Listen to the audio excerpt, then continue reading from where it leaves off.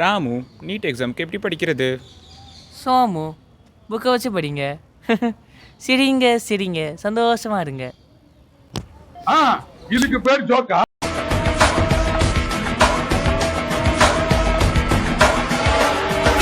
Hi guys, welcome to bound to be medico channel. ரொம்ப கொஞ்சம் மைக்கு கீழே இறக்கி வை. கேட்கும். அதாவது ரொம்ப நாளாக வந்து நீட் ஆஸ்பிரன்ஸ்க்கு நம்ம வீடியோ போடாமலே இருந்தோம். ஸோ அதனால் நானும் எடிட்டரும் சேர்ந்து நாங்கள் வந்து நீட் 24 எழுதினவங்கள கேட்கலான்னு பார்த்தோம். பட் டைம் இல்லை. அதனால் இவன் வந்து ஃப்ரெஷர் தான். 680 எடுத்தான் நீட் 23ல. 680 685 681 ஆல் இந்தியா கோட்டாவில் வந்தேன் ஃப்ரெஷரு. நான் ரிப்பீட்டர் உங்களுக்கு எல்லாருக்கும் தெரியும். ஸோ அஸ் அ ஃப்ரெஷராக அவனோட டிப்ஸும் ரிப்பீட்டராக என்னோட டிப்ஸும் இந்த வீடியோவில் நம்ம கொடுக்க போகிறோம். பின்னாடி இந்த சத்தியமிகில எல்லா வீடியோவுக்கும் வந்துடுறான்டா. சொல்லுங்கள் உங்கள் நீட் 4 மாதத்தில் நீட் எக்ஸாம் 650 எப்படி எடுக்கிறது? துப்பிட போறேன் எனக்கு தெரியாது. இல்லை நீங்கள் வந்து உங்கள் கருத்து என்ன சொல்ல வரீங்க? கொஷின்ஸ் நிறையா சால்வ் பண்ணுங்க போதும். ஆனால் ஒன்று எல்லா வீடியோலையும் வந்துடுறான். ஸோ இந்த வீடியோ நம்ம கண்டினியூ பண்ணோம். இடையில வந்து கொஞ்சம் சத்தியமிகிலன் ஃப்ரம் சேலம் இன்டர்ட் பண்ணிட்டாரு. ஸோ இப்போ வந்து நம்ம கண்டினியூ பண்ணலாம். ஸோ சொல்லு முக்கியில் ஆக்சுவலாக வந்து இப்போ போனோம் லாஸ்ட் இயர், அதாவது 2024 அனலைஸ் பண்ண பார்க்கும்போது எங்கள் காலேஜுக்கு பிசி கட் ஆஃப் வந்து கிட்டத்தட்ட 665 முடிஞ்சிருக்கு ரவுண்ட் 2. அதேமாரி க்ளோசிங் கட் ஆஃப் கடைசி நீல்கிரிஸ் லெவலில் முடிச்சிருந்தா 619 முடிஞ்சிருது. ஸோ அப்படி பார்க்கும்போது 2025க்கு ஒரு பெஞ்ச் மார்க் நம்ம சொன்னோம்னா டீசெண்டான மார்க்னா 650. ஒரு எந்த கேட்டகரியாக நீங்கள் இருந்தாலும் ஒரு 650 மேலே அபோவ் எடுத்திங்கன்னா ஒரு நல்ல டீசெண்டான கவர்மெண்ட் காலேஜ் கிடைக்கும். நீங்கள் எந்த கேட்டகரி இருந்தாலும் இதே மாதிரினா 650 பத்தாது. நீங்கள் பிசி கேட்டகரி இருந்தீங்கன்னா அது 680 ஒரு 20 மார்க்ஸ் மேலே வரும். அதேமாதிரி ஒவ்வொரு ரெஸ்பெக்டிவ் காலேஜ்லேயும் அந்த நீங்கள் ஒரு ட்ரீம் காலேஜ் வச்சுருந்தீங்கன்னா அதுலேருந்து ஒரு 20 மார்க்ஸ் நீங்கள் ஆட் அப் பண்ணிக்கோங்க. ஸோ அதான் உங்கள் மார்க்காக நீங்கள் ஸ்கோர் ட்ரை பண்ணணும். மேபி இது வந்து ஆஃப்லைனா ஆன்லைனா இல்லை 2 ஃபேஸ் இருக்கா அதெல்லாம் தெரில. எதுவுமே வந்து இன்னும் கன்ஃபர்மேஷன் ஆகலை. ஹோப்ஃபுல்லி எது எப்படி இருந்தாலும் நம்ம வந்து ஹை ஸ்கோர் எடுக்கணும். பட்டு அடிபட்டு வளர்ந்தவங்க, இந்த வலி தெரியாதவங்களுக்கு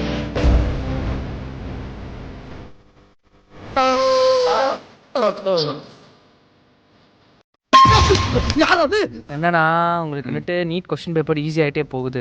ஸோ அதனால் வந்துட்டு ஆட்டோமேட்டிக்காக உங்களோட மார்க்ஸ் கண்டிப்பாக இன்க்ரீஸ் ஆகும். ஆனால் பேசிக்காக வந்துட்டு உங்களோட மார்க்ஸ் வந்துட்டு நான் கடைசி 4 மாதத்தில் ஷூட் அப் ஆகணும்னா you have to solve a lot of question papers. எத்தனை கொஸ்டின் பேப்பர் சால்வ் பண்ணுறீங்களோ அவ்வளோ பூஸ்ட் ஆகும். ஓகேயா, நான் அப்படி தான் பண்ணேன். ஃபஸ்ட்டெலாம் வந்துட்டு லைக் மை மார்க்ஸ் வந்துட்டு யூஸ் டு பி ஒரு 550 ரேஞ்சில் தான் இருந்துச்சு. அதுக்கடுத்து வந்துட்டு கொஸ்டின் பேப்பர் சால்வ் பண்ண அது கொஞ்சம் கொஞ்சமாக 560 70 80 அப்படின்னு கூடி கடைசியில் ஒரு 681 அப்படின்னு சொல்லிட்டு ஒரு மார்க்கில் வந்துட்டு எண்ட் ஆகிருக்கு. சரிடா, இப்போ மேக்ஸிமம் ஃப்ரெஷருக்கான ஒரு ஒப்பீனியன் நான் ஒன்று சொல்கிறேன். இப்போ ஃப்ரெஷருக்கு வந்து இந்த ஸ்டேஜில் இப்போ ஜனவரி மந்தில் வந்து போர்டு எக்ஸாம் ப்ரெஷர் இருக்கும். அப்புறம் நிறைய பேர் வந்து பயோமேக்ஸ் குரூப் எடுத்தவங்க தான் நீட் எக்ஸாமுக்கு அப்ளை பண்ணியிருப்பாங்க. அவங்க என்ன பண்ணால் ஜே எக்ஸாம் அப்ளை பண்ணியிருப்பாங்க. ஸோ இப்போ அடுத்து ஜே எக்ஸாம் வரும், அடுத்து போர்டு எக்ஸாம், அதுக்கப்புறம் நீட் எக்ஸாம். ஸோ இப்போ எது ப்ரியாரிட்டி கொடுக்குறது? போர்டு எக்ஸாம் ப்ரியாரிட்டி கொடுக்குறதா? எப்படி ப்ரியாரிட்டி கொடுத்து எப்படி நீ படித்து நீ வந்து ஃப்ரெஷராக இருக்கும்போது கிளியர் பண்ண? இப்போ வந்து இப்போ ஸ்கூலில் வந்து அது ஒரு ஹெட்டிக் ஷெட்யூலில் போகும். இன்ஸ்டியூட்டில் ஜாயின் பண்ணி அது ஒரு ஹெட்டிக் ஷெட்யூலில் போகும். ஸோ ப்ரியாரிட்டி பண்ணி எப்படி நம்ம பண்ணுறது? சிம்பிள் கான்செப்ட் தான். நீ பார்க்குற வேலையை உருப்படியாக பார்த்தீங்கன்னா அது உனக்கு பெரிய ஸ்ட்ரெஸ்ஸாக இருக்காது. ஓகே, ஸோ வந்துட்டு நீட் எக்ஸாம் தான் உன்னோட, நீ அதுக்கு தான் படிக்கிற. ஸோ அதான் ஃபஸ்ட் ப்ரையாரிட்டியாக இருக்கணும். நீ நீட் எக்ஸாமுக்கு படிக்கிறது அதே என்சிஆர்டி அதே சிபிஎஸ்சி சிலபஸ் தான். ஸோ அந்த பட்சத்தில் வந்துட்டு ஆட்டோமேட்டிக்காக போர்டு எக்ஸாம் பாஸ் ஆகிடுவேன். அந்த நீட்டுக்கான க்ரைட்டீரியாலாம் ஆட்டோமேட்டிக்காக you have pass even before you wrote exam. அது மட்டும் இல்லை, ஜேஇங்கிறது உண்மையிலே சொல்கிறேன், நீங்கள் அவ்வளோ ஸ்ட்ரெஸ் பண்ணிக்க தேவையில்லை. நான் நம்பர் 1 நீட்டில் ஒரு கொஸ்டினுக்கு 1 மினிட்டு, ஜேஇயில் சும்மாவே லைக் மேத்ஸ் நீங்கள் அட்டன் பண்ணாலும் ஒரு கொஸ்டினுக்கு 1.5 நிமிஷம்.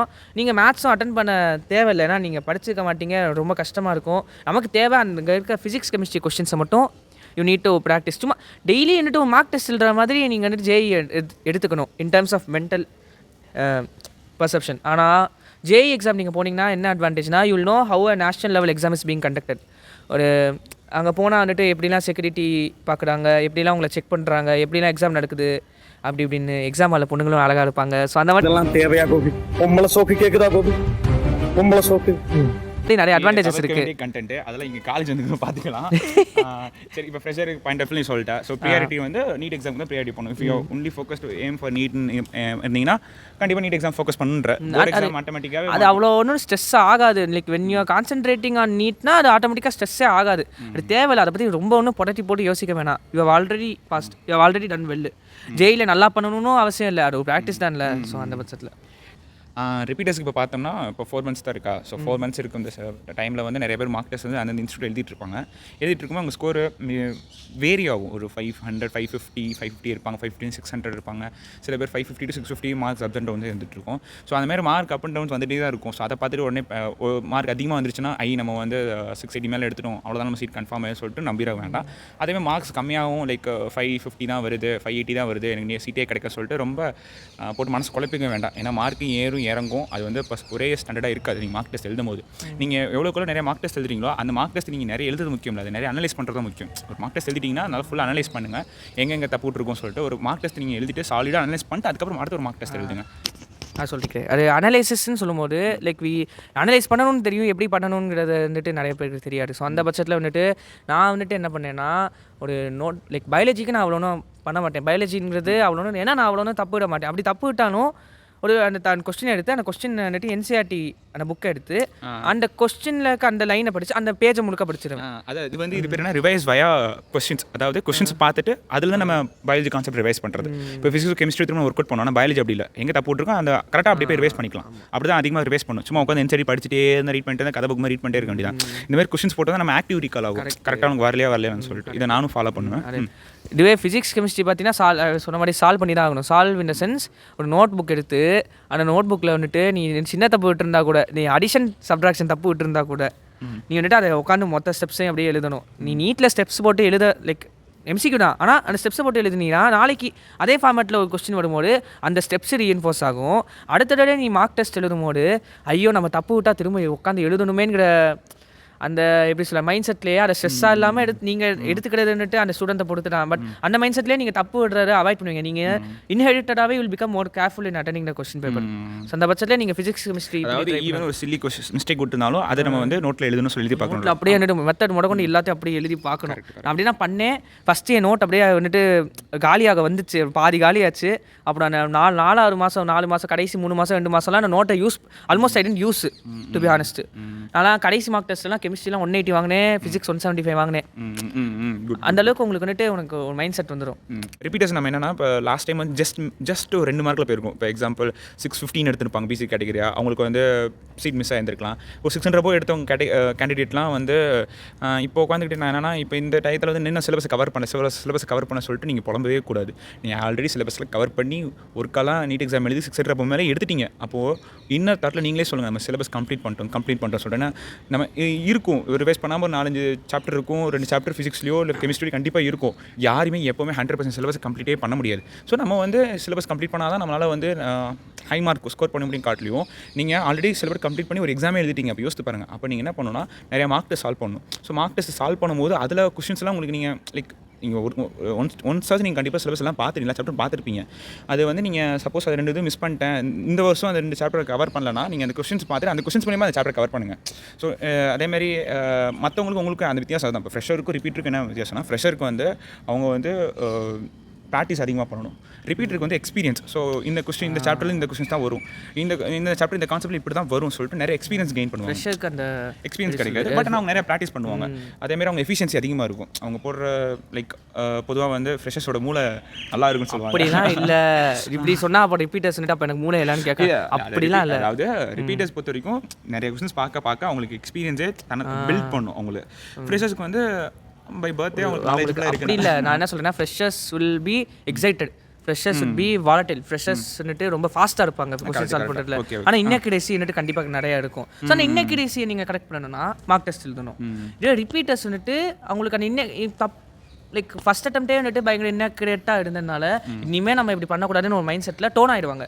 ஒரு டோன் இருக்கும், ஒரு சென்ஸ் ஆஃப் காம்னஸ் இருக்கும்.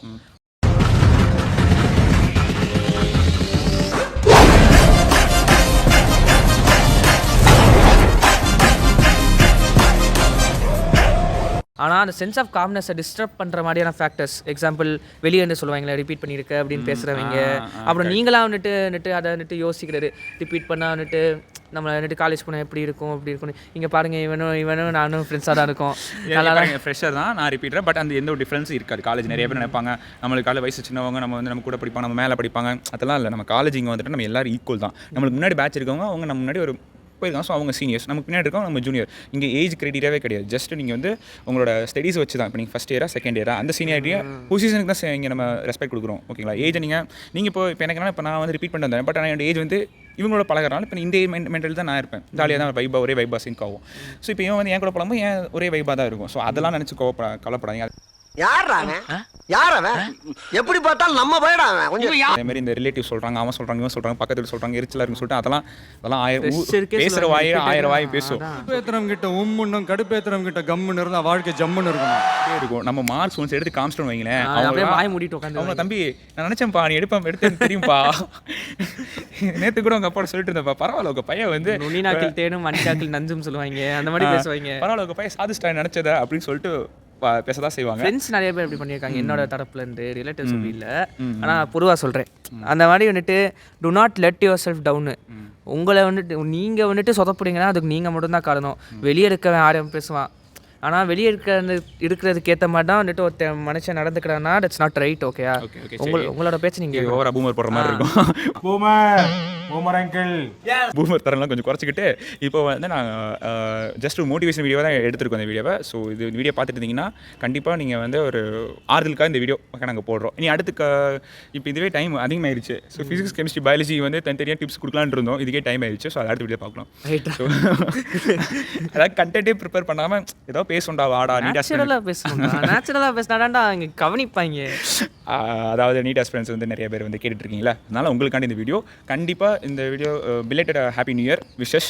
இந்த வருஷம் கண்டிப்பாக உங்களோட தான் இருக்கும். இந்த வீடியோ பார்த்துட்டு இருக்கீங்க, உண்மையாக நீங்கள் உழைக்கிறீங்கன்னா, உண்மையாக நீங்கள் கஷ்டப்படுறீங்கன்னா கண்டிப்பாக இந்த வருஷம் உங்களுக்கு சீட் கிடைக்கும். போன வருஷம் ஜஸ்ட்டில் போயிருந்தால் இந்த வருஷம் நீங்கள் வந்து போன வருஷம் காட்டிலும் நல்ல ஒரு இடத்துல நல்ல சீட்டு கண்டிப்பாக இந்த வருஷம் உங்களுக்கு கிடைக்கும். சரிங்களா? கிடைச்ச வண்டியில் ஏறி நினச்ச இடத்துக்கு போக முடியாதுங்க. நமக்கான ட்ரெயின் வரணும்னா நாம் கொஞ்ச நேரம் பிளாட்ஃபார்மில் நின்று தான் ஆகணும். அது ஒரு ஹோப்போடு இருங்க, ரொம்ப போட்டு மனசை விட்டுறாதீங்க. கன்சிஸ்டண்ட்டாக போராடிட்டே இருங்க. எக்ஸாம் முந்தின மார்க் டெஸ்ட் 2 மார்க்லாம் கம்மியாச்சு ரொம்ப ஃபீல் பண்ணாதீங்க. சரிங்களா? எனக்குலாம் என்ன ஹையஸ்ட் மார்க்கு என்னோட நீட் எக்ஸாம் மார்க் தான். ஸோ மார்க் டெஸ்ட் ரொம்ப கம்மியாக வருது, மார்க் வராதோ. சேம் பிஞ்சு ஸோ அதனால் வந்து மார்க் டெஸ்ட் ஹையஸ்ட் மார்க்கே வரல. அதுவே ரிப்ளிகேட்டும் சொல்ல முடியாது. நிறைய பேர் ஹையஸ்ட் மார்க் டெஸ்ட்டில் ஸ்கோர் பண்ணவங்க நீட்டில் கம்மியாக இருந்திருக்காங்க. அதுவும் சேம் பிஞ்சு. என்னன்னா கெமிஸ்ட்ரியில் வந்துட்டு நான் வந்துட்டு மார்க் டெஸ்ட்டில் 180, ஆனால் நீட்டில் 151. ஸோ அந்த மாதிரி வேரியேஷன்ஸும் இருக்கலாம். ஆனால் அப்படி வேரியேஷன்ஸ் வந்தாலும் சீட்டு கிடைக்கிற மாதிரி நீ படிக்கணும். எல்லாரும் வந்துட்டு அதுக்கு கான்ஃபிடன்ஸ் தான் முக்கியம். பி கான்ஃபிடென்ட், அவ்வளோதான். அதான் நிறைய வீடியோ நான் சொல்லியிருக்கேன். சொன்னது தான் ஆக்சுவலாக நான் சொன்னதை தலை டோனி சொன்னது, focus on your process, result automatic will be in your hands. So உங்கள் ப்ராசஸை பாருங்கள். ப்ராசஸ் இம்ப்ரூவ் ஆகுதா, ஃபிசிக்ஸில் மார்க் இம்ப்ரூவ் ஆகுதா, இல்லை ஃபிசிக்ஸ் மார்க் இம்ப்ரூவ் ஆகல, மார்க் கம்மியாக இருந்தாலும் நீங்கள் உங்களுக்கு பர்சனலாக வந்து இந்த கொஸ்டின் நான் வந்து சால்வ் பண்ணிட்டேன் அப்படி சாட்டிஸ்ஃபைட் ஆகும். அதேமாதிரி ஒரு கொஸ்டின்ஸுக்கும் இம்ப்ரூவ்மெண்ட் இருக்கான்னு சொல்லிட்டு உங்கள் ப்ராசஸை ஃபோக்கஸ் பண்ணுங்கள். ப்ராசஸில் ஏதாவது பிரச்சனை இருக்கான்னு சொல்லிட்டு அதை ரெக்டிஃபை பண்ண பாருங்கள். ஆட்டோமேட்டிக் ரிசல்ட்ஸ் வந்து உங்களுக்கு கிடைக்கவே நேரத்தில் கிடைக்கும். ஸோ இந்த மோட்டிவேஷனோட இந்த வீடியோ நாங்கள் முடிச்சுக்கிறோம்.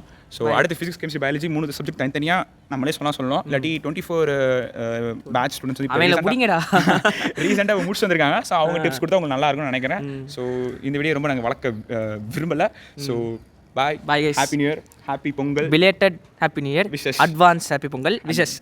அப்புறமா வந்துட்டு ஆல் த பெஸ்ட், நல்லா படிங்க. Best of luck. கண்டிப்பாக இந்த வருஷம் நீங்கள் சீட் எடுக்கிறீங்க. எடுத்து வாங்கடா, நம்பிக்கை இருக்குடா. பாய்.